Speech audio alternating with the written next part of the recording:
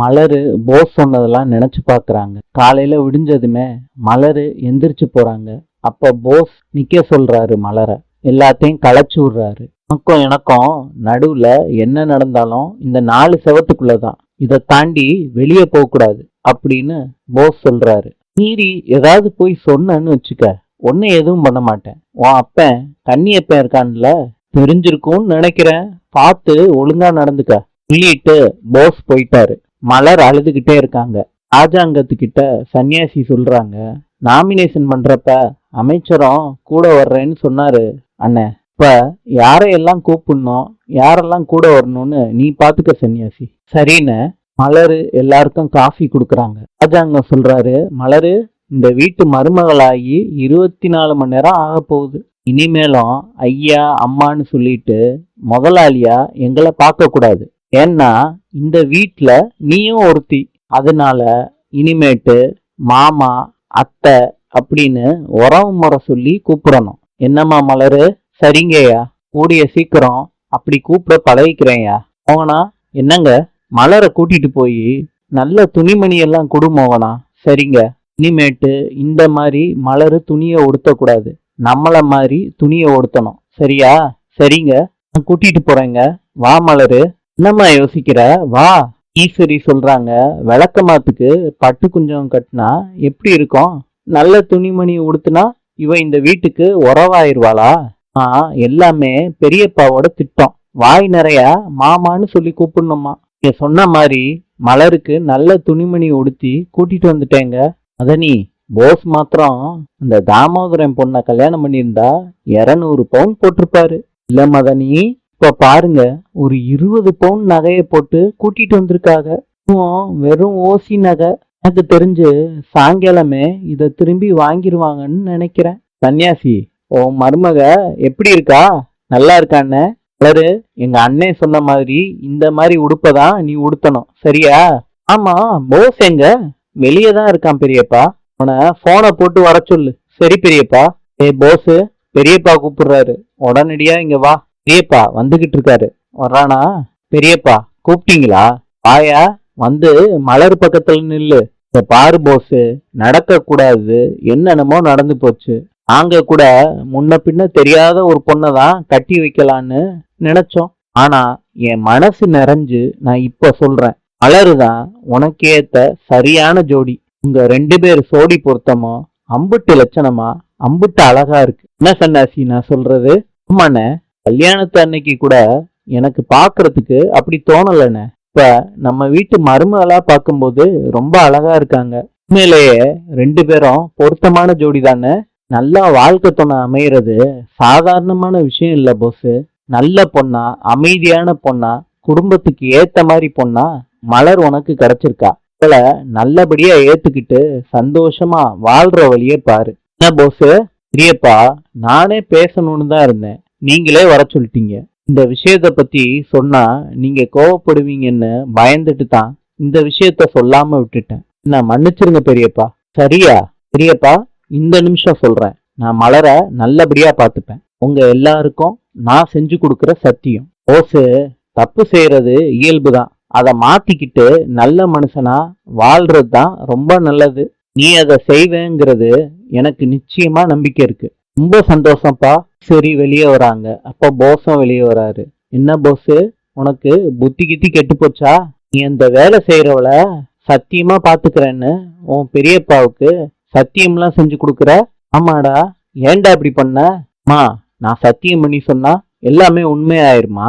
இப்படிலாம் சொன்னாதான் அவர் வாயை மூடிட்டு பேசாம இருப்பாரு. வையே, தேவையில்லாம எனக்கு அட்வைஸ் பண்ணிட்டு குடச்சல கொடுத்துக்கிட்டு இருப்பாரு. அதாம்மா அப்படி சொன்னேன். எதுக்கும் கவலைப்படாதம்மா.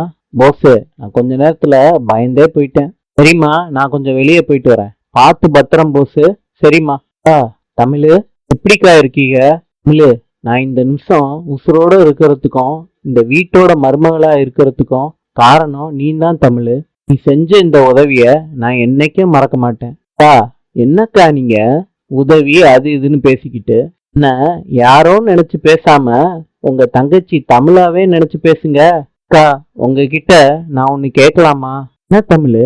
அக்கா, நேத்து உங்க வீட்டுக்காரரு உங்க மேல எதுவும் கோவப்பட்டாரா? அக்கா, என்னாச்சு சேச்சே, அவர் எதுக்கு கோவப்படுறாரு தமிழ்? இப்படிலாம் நடந்துருச்சேன்னு ரொம்ப வருத்தப்பட்டு பேசினாரு. அப்புறம் கொஞ்ச நேரத்திலேயே சந்தோஷமா சிரிச்சு பேச ஆரம்பிச்சிட்டாரு. மற்றபடி என் மேல கோவமெல்லாம் படல தமிழ். நான் கூட பயந்துகிட்டே இருந்தேன் உங்களை திட்டிடுவாரோன்னு. அவரு உங்களை சந்தோஷமா பாத்துக்கிறாருன்னா எனக்கு சந்தோஷம்தான்க்கா.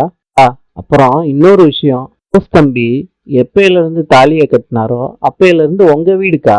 இந்த வீட்டோட மருமக நீங்க. அதனால எதுக்கும் தயங்கியோ பயந்தோ கூச்சப்பட்டு இருக்காதீங்க. எல்லாம் தைரியமா இருங்க.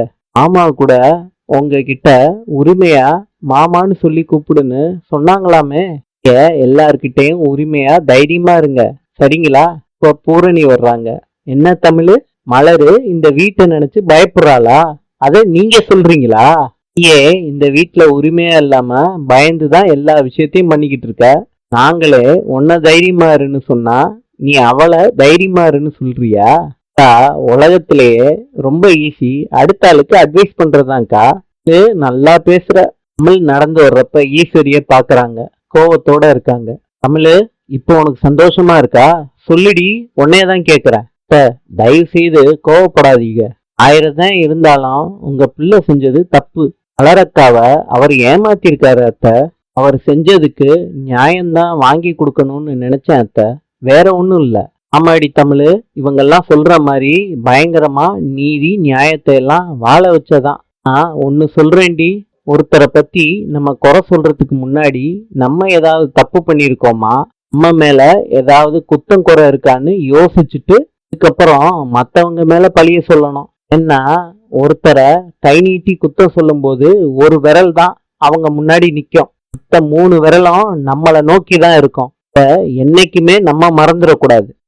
அதை மறந்துட்டு இந்த விஷயத்துல தப்பு பண்ணிட்டியே தமிழ். போஸ் தப்பு பண்ணிட்டான்னு குறை சொல்றதுக்கு முன்னாடி நம்ம ஏதாவது தப்பு பண்ணிருக்கோமா, நம்ம மாட்டினா நம்ம நிலைமை என்ன ஆகும்னு யோசிச்சு எல்லாத்தையும் நீ பண்ணிருக்கணும். அப்படி யோசிக்காம நீ பண்ணின பலனை நீயே தான் அனுபவிக்க போற. என்ன சொல்றேன்னு உனக்கு புரியல இல்ல? நான் நேரடியாவே விஷயத்துக்கு வரேன். இந்த வீட்டுல வேலை செய்யறவள எனக்கு மருமகளா ஆக்கிட்ட. நீ வேலை செய்யறவள மருமகளா ஆக்கிட்டதுனால இந்த வீட்டுல வேலை செய்ய யாருமே இல்ல. இப்ப அதுக்கு புதுசா வேற ஒருத்திய கொண்டுட்டு வரணும்ல. இந்த இடத்துக்கு நான் உன்னை கொண்டுட்டு வருவேன், புரியலையா? இந்த வீட்டு சின்ன மருமகளா இருக்க உன்னை இந்த வீட்டு வேலைக்காரியா ஆக்க போறேன். அது எப்படின்னு யோசிக்கிறியா? என்னவா இருக்கும்னு யோசிச்சு யோசிச்சு தலைய பிச்சுக்க. ஆட்டமெல்லாம் இன்னும் கொஞ்ச நாள் தான். நீ சந்தோஷமா இருக்க போறனால விரலை விட்டு எண்ணிக்க சொல்லிட்டு ஈஸ்வரி போயிடுறாங்க. மலரு அவங்க பெட்ரூம்ல இருந்துகிட்டு ஈஸ்வரி சொன்னதை நினைச்சு பாக்குறாங்க. எதை வச்சு அவங்க என்ன வீட்டு வேலைக்காரி ஆக்குறேன்னு சொன்னாங்க? ஒருவேளை என் கல்யாணத்தை நிறுத்துறதுக்கு நான் தான் போன் பண்ணேன்னு அவங்களுக்கு தெரியுமோ? அதான் எல்லார்கிட்டையும் சொல்லிடுவேன்னு சொல்றாங்களோ? அந்த உண்மை தெரிஞ்சிருந்துச்சுன்னா எப்பயோ எல்லார்கிட்டையும் சொல்லியிருப்பாங்களே. வேற என்னவா இருக்கும்? இதுக்கெல்லாம் ஒரே தீர்வு, மத்தவங்க முன்னாடி அவளுக்கு விஷயம் தெரியறதுக்கு முன்னாடி நம்மளே சொல்லிடுறது தான் நல்லது. இன்னைக்கு என்ன ஆனாலும் சரி, மத்தவங்க சொல்றதுக்கு முன்னாடி அவர்கிட்ட நம்ம சொல்லிட வேண்டியதுதான். சேது நின்னுகிட்டு இருக்காரு. என்ன தமிழ், நீயே பேசிக்கிட்டு உட்கார்ந்துகிட்டு இருக்க? எதை பத்தி இப்படி யோசிச்சுக்கிட்டு இருக்க? தமிழ், உன்னையதான் கேக்குறேன், சொல்லு. என்னங்க, நான் உங்ககிட்ட ஒரு உண்மையை சொல்லணும். இன்று சில்லியின் நாணயம் பிசோ. நாளை சந்திப்போம்.